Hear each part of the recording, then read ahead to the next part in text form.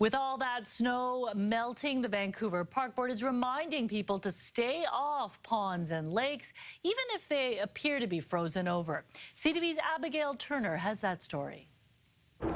A classic Canadian activity, lacing up and heading out on a frozen lake. But in Vancouver, as the temperature warms up, experts say keep off. We don't often get the cold snaps that we've just gone through, and the ice is not stable. Thin ice warning signs have been put up advising people to stay off lakes and ponds, even if they appear to be frozen, something the Life Saving Society says can be deceiving. Ice is never 100% safe. That's the #1 message that I want to get across. According to the park board, the ice must be at least 18 centimeters thick in order for it to be considered safe, but it says it's a threshold we have not yet met this year.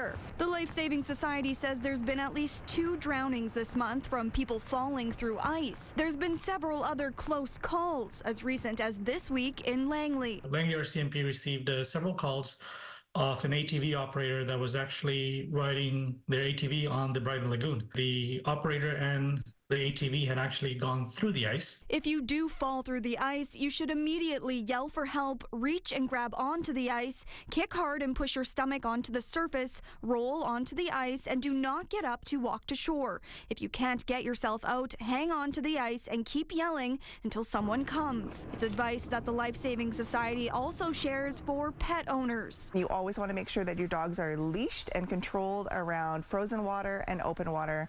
We have seen that people have gone in to rescue their dogs and gotten hypothermia or worse has happened to them. Skating on frozen ponds may be nostalgic for some who remember their parents sharing stories of lacing up on Lost Lagoon in the early 1920s. Despite any fond memories, experts say this year it just hasn't been cold enough for it to be considered safe.